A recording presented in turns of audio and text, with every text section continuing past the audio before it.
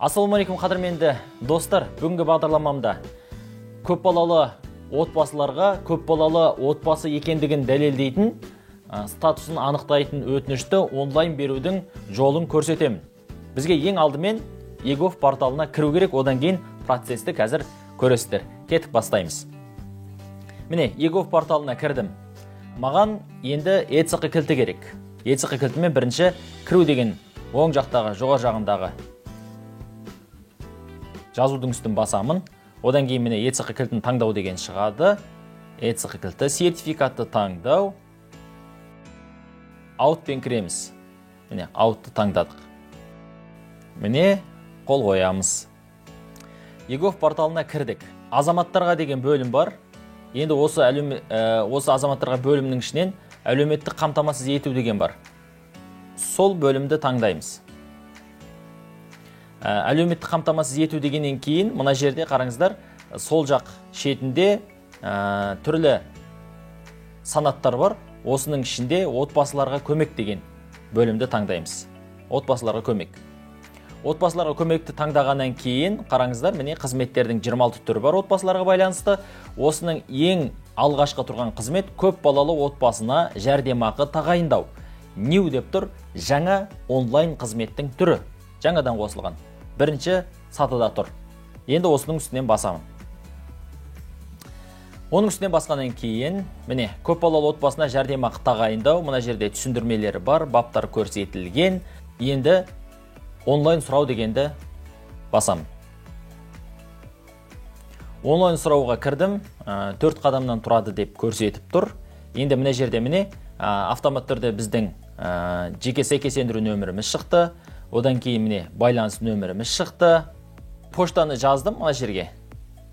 Енді қараңыздар, сіздерде мына жерде почта автомат түрде шығу үшін жеке кабинеттегі өзіңіздің телефон номеріңіз, почтаңыз тұратын бөлімде почтаңызды жазып қоюыңыз керек, дұрыстап, түзетіп.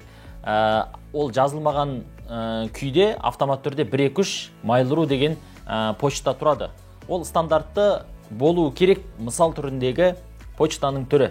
Сол жерге өзіңіздің жеке почтаңызды түзетіп қойыңыз керек. Мынау сол түзетілмегендіктен дәл осылай шықты, оны біз осы жерде түзетіп қойдық. Бұл почта бізге хабарламалар келген кезде білмей қалмау үшін, өзгерістерді бақылап отыру үшін керек. Міне қостым. Міне жәрдемақы тағайындалатын балалар туралы мәліметтер қосу дейді. 4 асырауындағы адамдардан кем емес дейді. Яғни көп балалы отбасы 4 баладан басталады. Енді балаларды қосамыз. Қосу. Міне жерде балалардың санаты. Туған баласы немесе асырап алған баласы. Туған баласы. Міне жерге енді GSN-дерін енгіземіз. Балаларыңыздың GSN-ін білу өте оңай. Егер барлығы тіркелген болса, біздің жеке кабинетімізге кіреміз. Жеке кабинетке кіргеннен кейін, мына астында балалар туралы мәліметтер бар. Міне қараңыздар. Қазір сіздерге көрсетейін. Міне. Балалар туралы мәліметтер. Осы жерде қанша балаңыз бар? Міне соның барлығының жеке сәйкестендіру нөмірлері осы жерде тұрады. Енді осы жерден көшіріп аламыз да, мына жердегі балалар туралы мәліметтер деген жерге GSN-ін қоямыз. Міне, сақтау, GSN жаздық. Сақтау. Дәулет Ақылбекұлы бір бала қосылды. Екінші баланы қосамын. Өзінің туған баласы. Енді міне жерде екінші баласының атын қосамын. Міне. Көшіріп аламын. Және міне жерге алып келіп қосамын. Сақтау дегенді басам. Міне Дінмұхаммед Ақылбекұлы. Тағы баланы қосамын. Санат туған баласы. GSN енгіземін. GSN енгіземін. Мына жерде міне Диляра. Көшіріп аламын. Келесі бетке өтемін. Мына жерге GSN қоямын. Сақтау. Міне Диляра Ақылбек қызы. Тағы бір баланы қосамын. Туған баласы. GSN. Және тағы да барамын да мына жерден Даниял. Көшіремін. Комментқа, коммент вмен қоямын. Сақтау. Міне 4 баланың жеке сәйкестендіру нөмірін қостық. төрт баланың жеке сәйкестендіру нөмірін қостық. Енді бұдан әрі деген бөлімді басамын. Бастым. Екінші қадамға өттік. Шоттың түрі. Шот түрін таңдау дейді.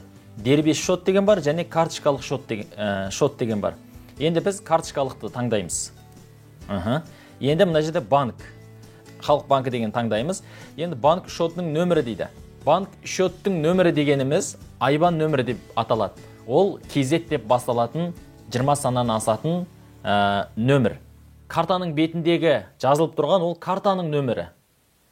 Оны жазсаңыз қабылдамайды. Енді бізге керегі біздің карточкамыздың шоты. Оны біз қазір қарап жазамыз.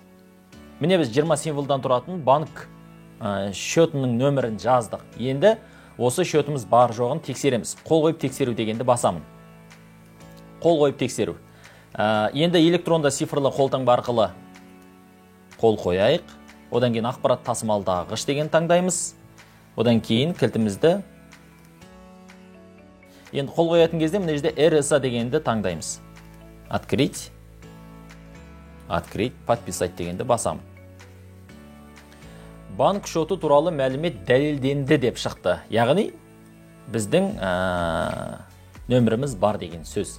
Енді бұдан әрі дегенді бастым. Енді тағы да электронды цифрлы қолтаңбамен қол қоямыз. Енді өзіңіз білесіз, SMS арқылы қол қоюыңызға да болады. Енді мен басқа адамға қол қойып жатқандығым себепті ETSQ кілтімен қол қоямын.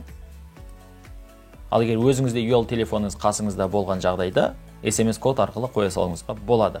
Открыть, RSA-ны таңдаймын. Енді паролін жазамын. Открыть, подписать. Міне, өтінімді жібердік, енді күтеміз.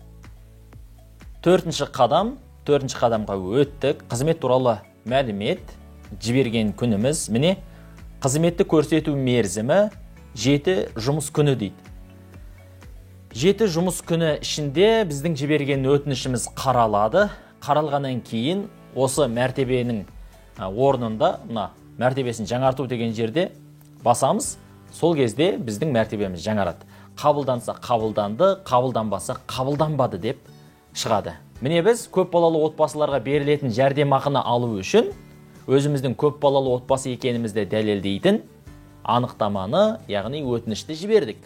Онлайн жіберу осындай жолмен, осындай тәртіппен жүзеге асады, оны өздеріңіз көрдіңіздер. Біздің берген ақпаратымыз сіздерге өте пайдалы болды деген үміттеміз. Бүгінге осы, келесі хабарымызда жүздескенше аман сау болыңыздар.